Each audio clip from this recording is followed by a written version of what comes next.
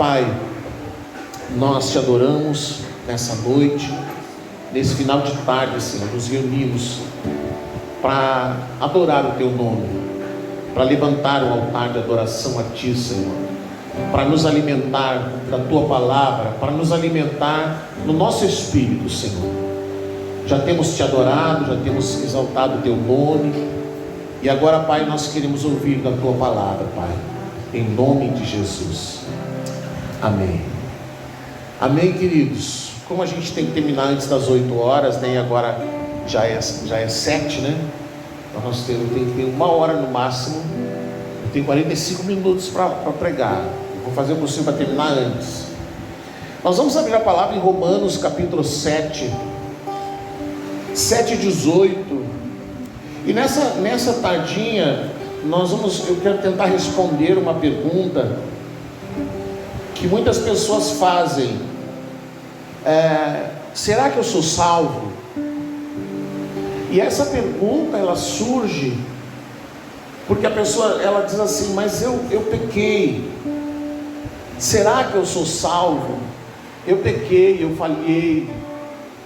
Eu lembro que no tempo que a gente estava na religião evangélica, que haviam pessoas que elas, cada vez que ouviam uma mensagem de salvação, cada vez que alguém pregava sobre salvação, essas pessoas vinham e aceitavam Jesus de novo. Porque hoje eu até entendo por que elas faziam isso, porque elas não tinham certeza de salvação.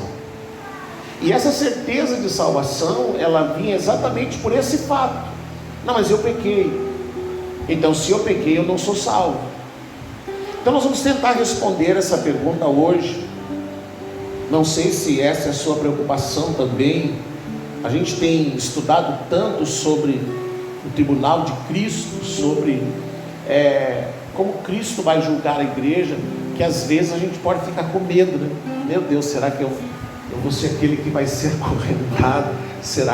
Meu Deus, será que eu estou salvo mesmo? Se Jesus vier e eu não... E essas preocupações que muitas vezes podem acontecer. Então vamos lá, Romanos 7, 18, 19 e depois do 22 e do 23. Porque eu sei que em mim, isto é, na minha carne, não habita bem nenhum, pois o querer o bem está em mim, não porém o efetuá-lo. São palavras do apóstolo Paulo. Porque eu não faço o bem que prefiro, mas o mal que não quero, esse faço. 22. Porque no tocante ao homem interior, tenho prazer na lei de Deus, mas vejo nos meus membros outra lei, que guerreando contra a lei da minha mente, me faz prisioneiro da lei do pecado que está nos meus membros. Então nós vamos lá.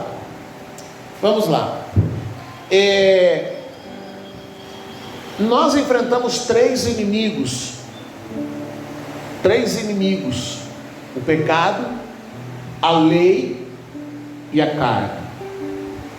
Quando Jesus morreu na cruz, esses três inimigos, eles são vencidos na cruz. Esses três inimigos são vencidos na cruz. Então todos nós, e a gente tem falado, eu creio que não é por um acaso, mas a gente tem falado um pouco sobre a herança adâmica, sobre a herança de Adão. Quando Jesus morreu, o pecado, veja que existem termos diferentes: o pecado, os pecados, o pecador, são termos diferentes, parecendo igual. Então quando Jesus morreu na cruz, ele lá na cruz venceu o pecado. O que é que nos condenava? O que é que estava nos colocando na linha de condenação eterna? O pecado, a herança adâmica. Todos pecaram, diz a palavra, e estão destituídos da graça de Deus. Todos pecaram. Por que todos pecaram? Por causa de Adão. Quando Adão pecou, ele não pecou só por ele, ele não transgrediu só por ele, ele não desobedeceu só por ele, ele desobedeceu por ele e por todos que vieram depois dele. Quando Adão comeu da árvore do conhecimento do bem e do mal, quando ele desobedeceu a palavra de Deus, quando o Senhor disse: se você comer, você vai morrer, quando ele comeu daquele fruto, ele pecou por ele e por todos nós, por todo ser humano que veio a nascer depois. Já nasceram com a herança do pecado, e todos nós que nascemos em Adão, já nascemos condenados, por causa do pecado. O que nos condenava, o que nos colocava na linha de condenação, é o mesmo pecado cometido por Adão, o pecado de Adão, a transgressão, a desobediência. E por causa de Adão, todos nós estávamos condenados a ficar separados de Deus. Esse inimigo, o pecado, ele foi vencido por Jesus na cruz. Quando Jesus morreu na cruz, você lembra que quando ele foi para o jardim do Getsêmani, e não por acaso, Jesus foi para o jardim das oliveiras, também chamado jardim do Getsêmani, que é uma, eles chamam de jardim, mas é como uma, como é que eu vou dizer, uma praça, vamos dizer, como nós conhecemos aqui, onde as árvores daquele lugar eram só árvores de oliveira. Então era chamado de Jardim das Oliveiras. Várias oliveiras. Ainda quando eu tive a oportunidade de ir a Israel, ainda existiam lá árvores de oliveiras que testemunharam a prisão de Jesus. Ainda existiam lá árvores de oliveira do tempo de Jesus. Árvores imensas, com 2 metros ou mais de diâmetro, muito bem cuidadas, muito bem tratadas, ainda florescendo, ainda cheia de ramos novos. E esse lugar para onde Jesus foi, que era chamado de Jardim das Oliveiras, que era o Jardim do Getsêmani, que é o lugar onde as oliveiras eram colhidas e eram levadas para uma prensa, para que fosse extraído vários tipos de óleo. Então, quando Jesus vai para o jardim do Getsêmani, Deus está sinalizando alguma coisa, porque o que era feito? As azeitonas, eram colhidas, colocadas numa espécie de lagar, e aí vinha alguém e colocava uma rocha imensa sobre aquelas oliveiras. E aí, com o peso daquela pedra, com o peso daquela rocha, se extraía uma primeira qualidade de óleo. E aí, depois que parava de correr aquele óleo, ela colocava uma segunda pedra. E aí novamente saía óleo, e agora era separado uma segunda qualidade de óleo, cada um para uma finalidade. Depois que parava de correr aquele óleo, era colocado uma terceira e depois uma quarta. E aí cada um desses óleos que saíam, aí tinha um óleo que era usado para colocar na lâmpada, tinha um óleo que era usado para embelezamento, para passar no rosto, para passar no corpo, tinha um óleo que era usado para a cozinha. São 4 tipos de óleos, do mais fino ao mais espesso. E Jesus vai para esse lugar, o jardim do Getsêmani, o lugar da prensa, o lugar onde a oliveira, o fruto da oliveira é prensado. Isso significa o que? Jesus estava agora se preparando para um processo de onde lhe seria extraído a sua vida. Ele morreria e geraria vida.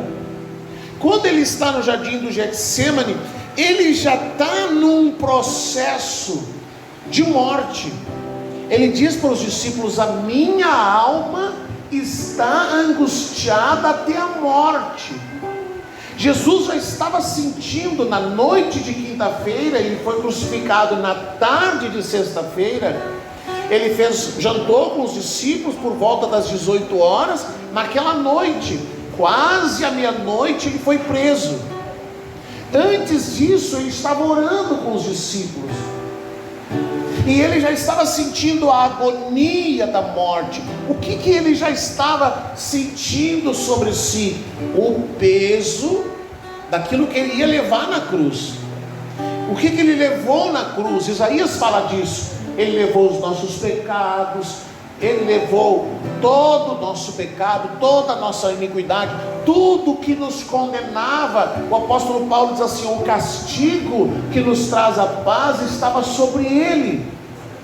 Então, essa morte de Jesus, em que ele venceu a doença, venceu todo tipo de enfermidade, e esse processo de morte, onde ele foi humilhado, ele foi torturado, onde ele foi colocado no mais alto índice de rejeição, que a palavra diz assim, que ele sabe o que é ser rejeitado. Às vezes alguém diz assim: ninguém me ama, e faz drama nas redes sociais. A gente vê muito disso.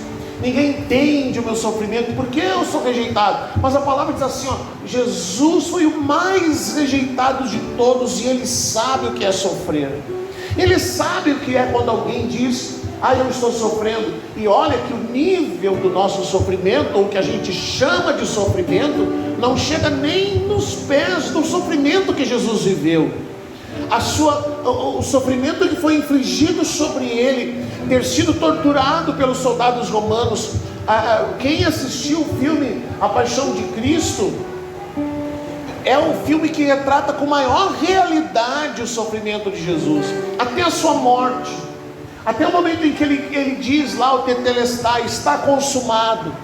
Quando ele diz está consumado, está concluído. Ele fez o maior sacrifício que poderia ter sido feito, mas ainda não havia concluído, porque a palavra de Deus diz que ele morre, ele desce ao Hades, ao lugar dos mortos, e lá no lugar dos mortos ele vai completar a sua vitória sobre o pecado, sobre o inferno, sobre Satanás. Então, quando eu creio em Jesus, quando Jesus vem a mim, quando eu recebo salvação, esse inimigo, o pecado, ele é vencido. Quando eu recebo a Jesus pela fé eu recebo a remissão dos meus pecados. Ou seja, aquilo que me condenava, como Paulo diz, o escrito de dívida que era contra mim, aquilo que podia ser usado contra mim para me condenar, ele deixa de existir. Não existe mais. Aquilo que o inimigo poderia usar para dizer: ele pecou, ele transgrediu, ele não merece salvação, por meio da fé em Jesus, eu recebo salvação, eu recebo a remissão dos meus pecados. Ou seja, tudo foi perdoado. E a palavra chama de justificação, ou seja, alguém morreu, o injusto pelo justo. Então, quando a morte de Jesus me torna justo. Quem fala muito disso, quem viu o filme de Nárnia, quem viu o sacrifício do leão, do Aslan, que o menino, ele vai lá e ele negocia com o inimigo, e aí ele negocia entregar Aslan. E Aslan vai, ele é preso, eles colocam no lugar de sacrifício. Olha, eu vou dizer para vocês, se vocês nunca assistiram, você vai aprender mais de Jesus nos filmes de Nárnia do que ouvindo muitos pregadores.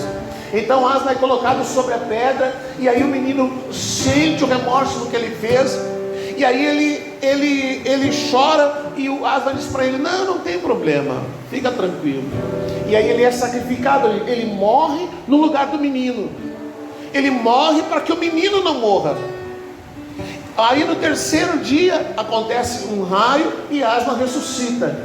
Mas aí o menino que o entregou ao inimigo, ele passa a ser chamado de o justo. Por quê? Porque alguém morreu no lugar dele. Alguém transgrediu, alguém que era inocente morreu no lugar daquele que era pecador. Então o que significa que Jesus nos justifica? Significa que ele, sendo justo, morreu no nosso lugar, que éramos injustos. pecadores injustos. Então Jesus nos justificou. Ou seja, nós devíamos morrer, mas Ele morreu por nós. O nosso pecado nos destinava à morte, mas Jesus morreu por nós. O nosso pecado nos colocava numa posição de sofrer a ira de Deus, mas Jesus sofreu essa ira na cruz. Amém? Então o pecado foi vencido. O segundo inimigo que foi vencido foi a lei, porque a lei, se nós fôssemos comparar, ele era o nosso marido, mas era um marido que não cumpria a sua função. Então Jesus vem e ele vence esse inimigo, que é a lei. Ele vence a lei, ele vence o peso da lei, ele vence a situação da lei que não nos purificava o suficiente, porque a palavra diz que alguém pecava, e aí ele ia ao sacerdote. Meu Deus, essas pessoas deviam passar todo dia indo ao templo, todo dia indo buscar o perdão de pecados. Para cada situação havia um tipo de sacrifício. Havia o sacrifício de purificação, havia o sacrifício de perdão de pecados, havia o sacrifício de dívida, havia sacrifício para todo tipo de coisa. Se alguém matasse o outro, se o homem se aproximasse da sua mulher no tempo em que ela estivesse impura, considerada impura, no tempo das suas regras, então ele tinha que fazer um sacrifício de purificação. Havia todo tipo de coisa. Então a lei ela era muito imperfeita nesse sentido. Então Jesus veio. E aí uma vez no ano, então era oferecido o bode expiatório. Que era o bode expiatório? Era um animal que era levado ao deserto, e lá o sacerdote colocava a mão na sua cabeça e ele confessava ali os pecados, e aquele animal era deixado no deserto para morrer. Era o bode expiatório. Todo ano acontecia isso. Então era uma situação onde Paulo diz assim, o sangue de touros, o sangue de animais não resolvia. Porque você perdia, recebia o perdão agora, mas chegava ali na rua, já pecava de novo. Era algo incompleto. Mas aí Jesus veio e ele ofereceu um sacrifício perfeito, onde não mais seria necessário oferecer novos sacrifícios. O único sacrifício, de uma vez por todas, Jesus ofereceu. Então Jesus venceu na cruz a lei. A lei não tinha mais poder sobre nós, porque agora Ele era o nosso marido. Por isso que a palavra faz essa alegoria, onde Paulo diz assim, grande é esse mistério. E ele começa falando de marido e mulher, e depois ele começa a dizer, grande é esse mistério. Mas eu falo de Cristo e da igreja, ou seja, Cristo é o marido e a igreja é a esposa. Por isso que a gente a igreja é chamada de a noiva de Cristo. Então agora Cristo é o nosso marido. Temos um novo marido. E esse marido agora nos leva para a graça. Estamos vivendo debaixo da graça. Tanto o pecado quanto a lei foram vencidas na cruz. Jesus fez isso por nós. Mas aí nos resta o terceiro inimigo, que é a carne. O terceiro inimigo, que é a carne, de quem Paulo fala ali. Olha, no meu corpo, na minha mente tem uma lei. Na minha mente tem uma lei. E pela minha mente eu sei o que eu devo fazer, mas nem sempre o meu corpo faz o que eu quero. E nessa questão, alguém pode perguntar, mas será que eu sou salvo? Porque eu peco. O que nós precisamos entender, queridos? Primeiro, antes de Jesus, nós éramos pecadores condenados. Antes de chegarmos a Jesus, nós éramos pecadores condenados.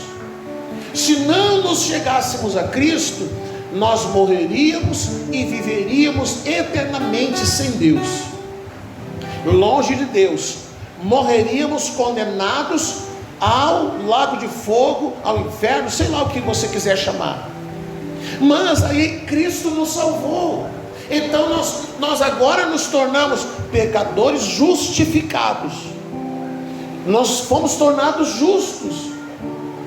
Pastor, então eu fui salvo, mas eu peco. Você peca por causa desse outro inimigo chamado a carne. A carne é o inimigo que nós temos que enfrentar todos os dias. Todos os dias nós temos que lidar com a nossa carne, com a nossa carnalidade. A carne, ela trata do nosso ego, ela trata da nossa alma, ela trata das nossas vontades, ela trata dos nossos desejos, tanto que Paulo diz: o que eu desejo, eu não faço, e o que eu faço não é o que eu desejo. Então, se você é alguém que luta, que tem essa consciência, acho que até engoli o bichinho aqui. Se você é alguém que tem consciência de que você peca, de que, como Paulo diz, eu queria fazer isso, mas eu não consigo fazer, eu quero fazer tal coisa, mas eu não consigo, existe uma lei na minha mente, uma lei no meu espírito, mas o meu corpo os meus membros parecem viver debaixo de uma outra lei, os membros do meu corpo parecem viver debaixo de uma outra regra. Por quê? Porque embora sendo salvos, a nossa carne, a nossa alma, ela ainda está no processo de salvação, ela ainda está nesse processo de mortificação. O pecado foi pendurado na cruz e morreu, a lei foi pendurada na cruz e morreu, mas agora a carne é uma questão que nós precisamos lidar todos os dias com ela. Todos os dias nós podemos encerrar um dia, irmãos, chegar no final do dia em casa, você vai deitar na sua cama, você vai agradecer a Deus pelo dia, pelo trabalho, enfim, e aí você vai parar e vai fazer lá uma autorreflexão e vai dizer: poxa vida, eu encerrei o dia hoje e eu não pequei, eu não transgredi, eu não fiz nada que pudesse assim ferir o meu espírito. Amém, glória a Deus, irmão, aleluia. Teve oportunidade, teve situação, e aí você venceu. Mas aí você dorme, e aí quando você acorda de manhã, você abre o olho, ontem foi ontem, hoje a guerra é diferente, é outra guerra, é outra situação. Então o que vai acontecer nesse novo dia? Ora, querido, não tem dia que você acorda azedo?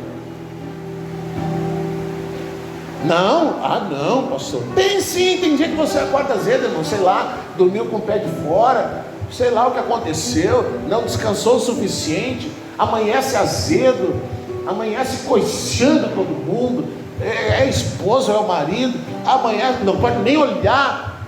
Pronto, naquele dia é o dia em que você vai ter que lidar com essa carne. Porque essa carne, a palavra de Deus, ela fala assim, quer ver só ela fala sobre isso em Gálatas 5,16. Coloca ali para nós, Gálatas 5,16. O que Paulo, o apóstolo, ele fala sobre essa questão da carne? Ele diz assim: eu digo, porém, andai no Espírito e jamais satisfareis a concupiscência da carne. O que é a concupiscência da carne? O desejo da carne. Qual é o desejo da carne? A palavra diz, esse termo concupiscência fala inclusive de um desejo desenfreado, de uma vontade insuportável, de uma fissura que está naquela pessoa. Sabe o que é? É aquela situação assim, alguém, sei lá, tratou você mal naquele dia, daí você já está azedo, você já está ruim, e aí a pessoa já dá um bom dia meio atravessado para você. Qual é a tua atitude normal? É responder também. Você levar uma patada, você também dá. Essa é a atitude normal. Levou coice, dá coice também. Porque essa é a atitude normal. A reação normal é a reação da carne. Alguém pisou no teu calo, você pisa também. Você responde. Todo dia nós lidamos com esse tipo de situação. Aí Paulo diz assim, olha, eu posso reagir, eu posso responder à altura quando a minha carne é atiçada, quando a minha carne, quando a minha carne é aguçada, quando a minha carne é levada a um nível de estresse, onde eu poderia responder para minha esposa, eu poderia responder para meu marido, eu podia pegar o filho, arrebentar-lhe a pau, porque já que estragou um troço lá, vou matar-lhe a pau, segurinho, vou quebrar umas que tiver pela frente, você pega uma crise lá, enfim, né? Você tomava pau, meu Deus amado, lá em casa era o que tinha pela frente, era cabo de vassoura, tranca de porta, fio de luz, relo do cavalo, O que tinha pela frente, Deus o livre, quando o pai pegava, misericórdia. Mas não adiantava, no outro dia nós estávamos lá de novo fazendo arte. Não resolvia o problema. Mas aí eu posso reagir. Eu posso reagir como minha carne pede. Eu posso responder como todo homem responde. Ah, mas as mulheres vêm para cima, eu sou homem, eu tenho que responder, porque eu sou homem, deu moleza, enfim. Toda a situação que vai surgir na minha vida, como cristão, eu posso ceder ao que a carne quer, eu posso ceder à sugestão da carne, eu posso agredir, eu posso responder, eu posso ofender, eu posso trair, eu posso adulterar, eu posso falhar, porque a palavra diz ali, nos meus membros existe uma lei que não é a mesma lei da minha mente. O que diz Paulo? O meu espírito, o meu interior, o prazer do meu interior está na lei do Senhor, mas a minha carne não. A minha carne não. Noite de domingo vou me sentar para assistir o finalzinho lá do Domingão do Faustão, depois eu assisti o Fantástico. Eu não vou sair, vou ficar em casa, vou comprar um lanche. Nem precisa cozinhar, mulher, vamos ficar aqui, vou comprar um lanche e tal, eu vou descansar. Quantos domingos a carne não dá essa sugestão para a gente? Fica aí, tira os teus pés, liga o ar-condicionado bem gelado, fica aí curtindo. Essa é a sugestão da carne. Todo domingo ela dá essa sugestão. Mas aí a palavra diz assim, ó, mas o meu espírito, o meu interior tem prazer na lei do Senhor. O que vai vencer essa guerra, o que vai conseguir me fazer vencer esses desejos, essa concupiscência, essas vontades, essa lei que está nos meus membros, que está na carne, é eu andar no Espírito, é eu ouvir o que o meu Espírito está falando. Então, cada vez em que a minha carne é acionada para dar uma resposta, o meu Espírito vai me dizer, Fernando, não vale a pena, não faça isso. Fernando, não faça isso. Cada vez que a carne me disser, responda também, olha o que disseram, o Espírito vai dizer, não faça isso, não responda. Morto não se defende. Eu ouvi muito isso de Deus, quando eu queria me defender, e eu tentava me defender, e um dia Jesus me disse, morto não se defende. Quando uma pessoa morre, no primeiro momento todo mundo diz, é santo, é maravilhoso. Aí depois começa a vir as conversas, mas fazia isso, mas fazia aquilo. E a questão é que muitas coisas são mentira, muitas coisas não são verdade. Mas aí, já pensou se o morto ouvisse? E aí o morto ia se levantar, cada vez que alguém dissesse alguma coisa dele, o morto ia levantar do túmulo, ia lá, ô fulano, vou dizer para você, não é assim, viu? Eu quero te contar, o que aconteceu foi isso, não é verdade. Mas o morto não se defende, o morto nem ouve o que está sendo dito, o morto não tem como se defender. Então Deus me dizia, quando eu ficava revoltado, quando eu queria, e eu via, meu Deus amado, quando é que tinha uma imaginação tão grande para inventar tantas coisas, Deus me dizia, Fernando, morto não se defende, fica quieto, não fala nada, não te defende, fica calado, morto não se defende. Então, quando você é aguçado na sua carne, a lei que está nos seus membros, ela te dá vontade de pegar e de responder, ela te dá vontade de dizer, sabe de uma coisa, eu também não tenho sangue de barata. Você já nunca viveu uma situação que você diz assim, mas eu não tenho sangue de barata, eu vou responder. Agora só porque eu sou crente, acho que pode pisar em mim e fazer o que quer. Quantas vezes a gente é aguçado, a carne vem e diz, fala.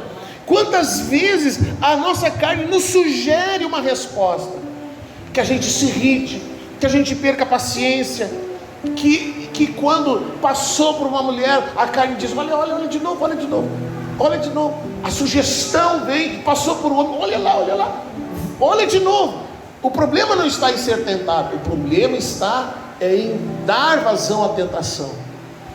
Jesus foi tentado. Quantas vezes a palavra diz? Jesus foi tentado, Jesus foi levado para o deserto para ser tentado pelo diabo. Mas a palavra diz, ele não pecou. O diabo diz, faça isso, ele não fazia.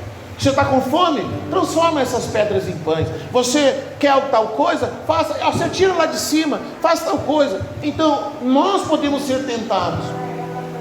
A nossa carne vai ser tentada, porque a nossa alma está num processo de mortificação. Então cada vez que nós somos tentados, cada vez que a nossa carne é ativada para responder de uma determinada forma, se eu sou uma pessoa que anda no Espírito, se eu sou uma pessoa que ora, porque a única maneira de a gente andar no Espírito é orando, e a gente dizendo, Deus amado, Senhor, me ajuda, Senhor, meu Deus, me dê paciência, Senhor, me dá misericórdia, Senhor, eu quero lá pegar essa pessoa, eu quero, Senhor, eu quero, o Senhor sabe que eu quero. Aí Paulo diz assim, ó, o meu desejo é um, mas o que eu faço é outro. Então o que Paulo está dizendo? Eu posso ter o desejo de fazer o mal e fazer o mal.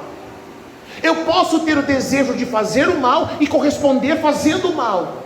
Eu estou cedendo ao desejo da carne, eu estou cedendo ao apelo da carne. Mas eu posso ter o desejo de fazer o mal e fazer o bem. Eu posso ter o desejo de ir lá e arrebentar o cara a pau, e aí eu vou lá e digo, ô irmão, tudo bem? Viu, Samuel, Paulo, tudo em paz, viu, Samuel? Não dizer nada, amém, glória a Deus, continuar como se nada tivesse acontecido, continuar normalmente vivendo a sua vida, onde você teve o desejo de fazer o mal, mas não fez. Você desejou fazer o mal, mas você fez o bem, porque a lei que dominava a sua mente, ela se expressou e se manifestou na sua atitude, no seu corpo, nos seus membros, na sua ação, naquilo que você fez. A única maneira de nós vencermos esse inimigo que age de tal forma na nossa carne, a ponto da gente pensar, mas eu não sou salvo, porque para pensar o que eu estou pensando, para ter vontade de fazer o que eu tenho vontade, então eu sou pecador, eu estou perdido. Não, você está lidando com a sua carne, você está lidando com uma alma que está num processo de mortificação, você está lidando com uma alma que vai te tentar a pecar, a transgredir, a desobedecer, a falhar. E nós não podemos, irmãos, dizer assim, não, mas eu não penso isso. Pensa assim, irmão, vamos ser bem claro, pensa assim. Quem é que não tem um colega no trabalho que é um demônio de Deus amado, parece alguém escolhido por capeta para incomodar você no trabalho? É aquela pessoa que só cria problema. E aí você tem que fazer cara de paisagem, dizer amém, Jesus, amém, glória a Deus, vamos seguir em frente, Senhor, amém, amém. Você não tem vontade? Tenho, mas amém, vamos lá. Cada vez que eu vou orar, cada vez que eu vou buscar o Senhor, cada vez que eu vou negar-se a mim mesmo, cada vez que eu nego a vontade da minha carne, eu estou dando vitória ao Espírito. Eu estou fazendo com que a lei que está na minha mente, a lei que está no homem interior, ela se expresse no meu corpo também. Não, eu não estou perdido porque eu tenho desejos que não são nada puros e santos. Não, eu não estou perdido porque eu peco. Não, eu não estou perdido porque eu transgrido, porque eu desobedeço. Não, Jesus vai resolver isso comigo depois. Não, eu não perdi a minha salvação, não perdi, mas Jesus quer que eu resolva isso. Jesus quer que eu perdoe. Então, teve raiva, teve ódio, teve vontade de dizer, disse, satisfez a sua vontade, cumpriu o seu desejo de se vingar. Deus diz, mas eu sou aquele que se vinga. A vingança é minha, diz o Senhor. Então cada vez que eu me vingo, eu estou tomando o lugar de Deus, por pensar que eu vou saber vingar melhor do que Deus. Então, se eu fosse Deus, eu quebrava as pernas daquela pessoa. Mas será que esse é o tipo de vingança que Deus quer fazer? Será que é isso que Deus quer fazer? Aí o que acontece? O homem interior, acionado pela carne, ele começa a pensar meios de fazer alguma coisa. Então Deus diz assim, ó, a vingança é minha, eu é que vou fazer a vingança. Mas a gente pode pensar que Deus vai matar aquela pessoa, e de repente Ele não quer matar. Não, Ele quer tratar com aquela pessoa.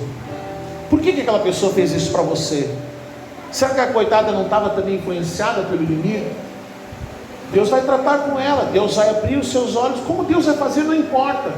Mas nós muitas vezes pensamos que podemos julgar a situação com melhor justiça que Deus.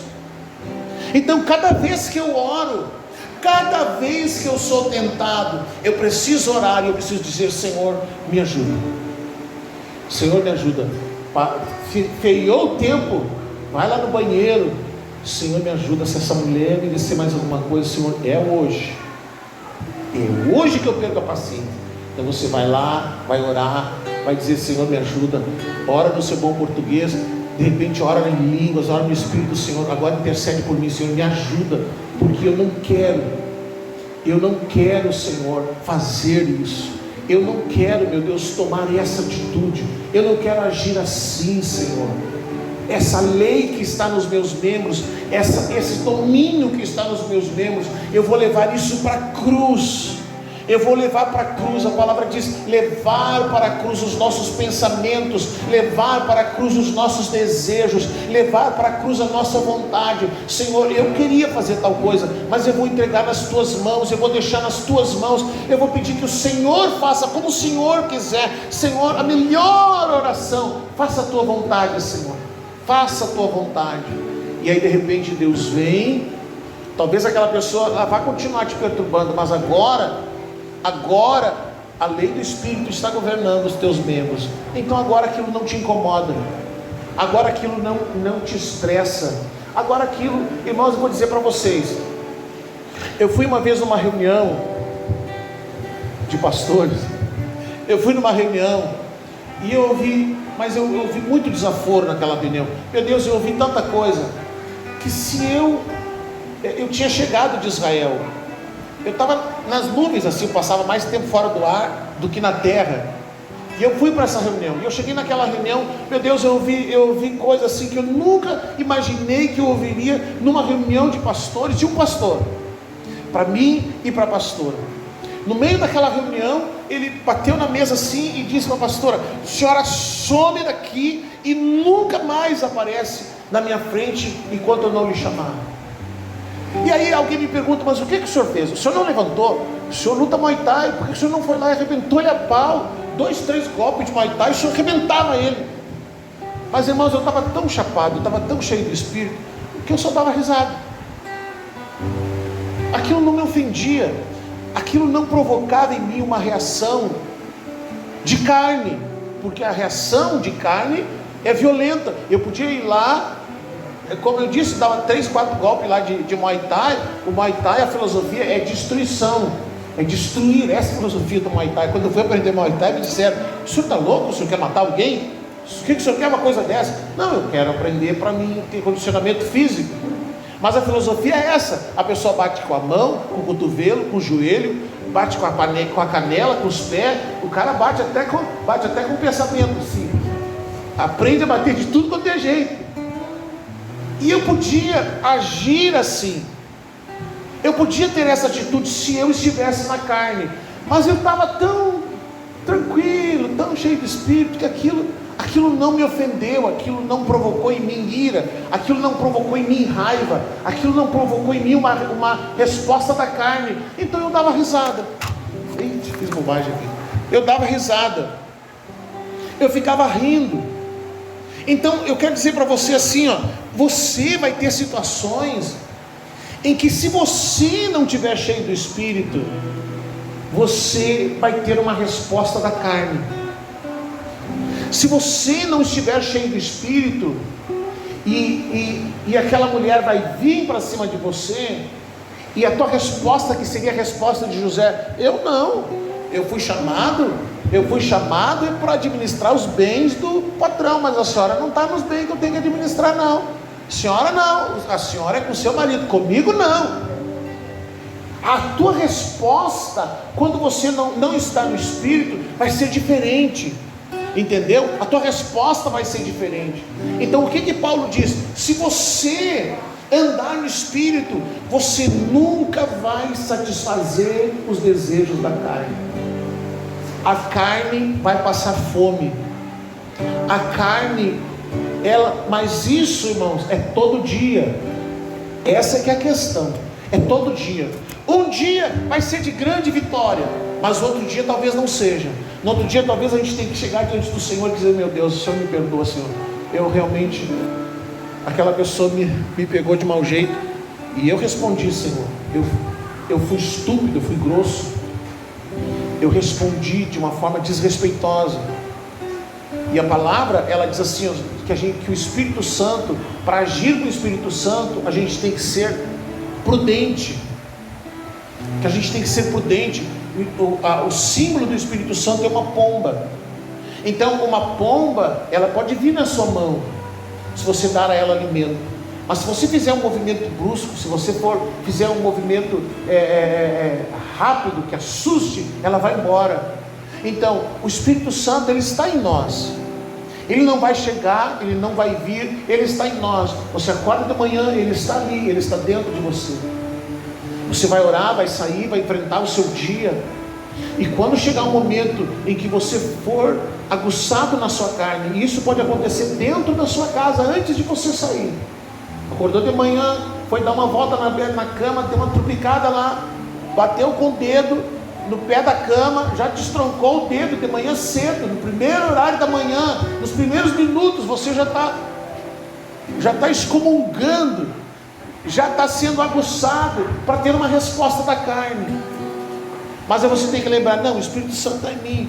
O pé da cama não tem culpa. Eu que acordei meio tonto, eu me acordei meio atrapalhado e tropecei. Amém, glória a Deus, vamos lá, vamos em frente. Derramou a água, você já chama o capeta: oh, seu capeta, que vinha aqui virar minha água. A sua resposta diante das coisas vai responder de quanto você está com o teu espírito fortalecido. Quanto mais o teu espírito estiver fortalecido, quanto mais você andar no espírito, menos a carne vai ter domínio sobre a sua vida. Menos você vai ficar pensando depois: mas será que eu sou salvo mesmo? Meu Deus, eu pensei em atropelar aquela pessoa, eu acho que eu não sou salvo. Passei por ela na rua, estava chovendo, eu pensei: vou passar naquela poça ali e vou dar um banho nela, e vou fazer de conta que eu não vi. Ah, que vontade, né? Aí Jesus vem: não vale a pena. Quanto mais o teu espírito estiver alimentado, mais o teu espírito estiver fortalecido, menos a carne vai ter uma resposta. Ela vai te sugerir, mas menos ela vai ter resposta. Menos vezes serão menores as vezes em que você vai parar e pensar: eu acho que eu não sou salvo. E aí, quando você venceu a carne, quando você deu uma resposta no Espírito, quando a tua atitude foi uma atitude do Espírito, e você vai dizer: realmente eu realmente estou salvo. Olha, depois de hoje eu posso dizer que eu estou convertido, porque a coisa foi feia hoje. Hoje, Jesus amado, todos os dias você vai enfrentar essa batalha. Todos os dias você vai ter que enfrentar a carne, mas a lei do Espírito governa também sobre os teus membros. Amém? Você não está perdido, não. Somos pecadores justificados. Nós somos salvos e continuamos lidando com a carne. Nós é que levamos ela para a cruz. Nós é que levamos ela para ser crucificada. Amém? Vamos orar? Vamos falar com o Senhor? Vamos pedir ao Senhor que nos dê graça. Quem sabe essa semana você teve algum dia em que a tua resposta não foi uma resposta do Espírito, em que a tua atitude não foi uma atitude de alguém que é lavado no sangue do Cordeiro. Quem sabe teve um dia nessa semana em que a carne te sugeriu alguma coisa e você respondeu como a carne queria. A tua atitude não foi a atitude de um filho de Deus. A tua atitude não foi a atitude de alguém lavado e remido no sangue do Cordeiro. Seja como empregado, seja como vizinho, seja como marido, seja como esposa. Cada vez que nós pecamos, vamos levar o nosso pecado para a cruz. Vamos nos arrepender, vamos levá-lo ao sangue do Cordeiro. Vamos pedir perdão ao Senhor. E vamos nos levantar e seguir em frente. Vamos nos levantar e seguir em frente, olhando para a cruz. Por isso que tem aquela canção que diz assim: eu vou passar pela cruz. Nós temos que passar pela cruz todos os dias, talvez várias vezes no dia. Várias vezes no dia nós temos que dizer para a carne: carne, sossega, carne, vai para o teu lugar, carne, se cale, carne, fique quieta, carne, sossega aí no teu canto. Pai, nós queremos correr para Ti nessa noite, Senhor. Nós queremos correr para a cruz, Senhor. Muitas vezes, Pai, porque as nossas reações não são as reações de alguém que foi lavado e remido no sangue do Cordeiro. E alguém pode pensar que não é salvo. Alguém pode pensar que está perdido, porque a carne lhe sugestionou respostas e atitudes. E quando ele ouviu essa sugestão da carne, cedeu à sugestão da carne. Mas nós queremos dizer: Senhor, Pai, perdoa-nos. Pai, perdoa-nos, lava-nos com o sangue do Cordeiro. Nós confessamos aqui, Senhor, o nosso pecado. Nós confessamos aqui, Senhor, as vezes em que ouvimos a sugestão da carne e cedemos à sua tentação. Não fizemos como Jesus. Jesus sempre respondeu à luz da palavra, mas nós cedemos, Senhor. E nós queremos dizer: Pai, perdoa-nos. Pai, nos ensina a fortalecer o Espírito. Nos ensina a levar a carne para a cruz. Nos ensina, Senhor, a levar os nossos desejos para a cruz. Ensina-nos, Senhor, a levar as nossas vontades para a cruz. Ensina-nos, Senhor, a ter uma resposta à luz da palavra. Espírito Santo, nos ajuda a dizer não. Ajuda-nos, Senhor, a dizer não. Ajuda-nos, Senhor, a recusar as sugestões da carne. Ajuda-nos, Senhor, a dizer como Jesus: não, está escrito, não, está escrito isso, não, eu não vou fazer, eu não vou aceitar. Senhor, que embora quando pecarmos, que haja em nós o entendimento, Senhor, que podemos correr para a cruz, que podemos ser lavados no sangue do Cordeiro, e os nossos pecados, as nossas transgressões serão purificadas, Pai.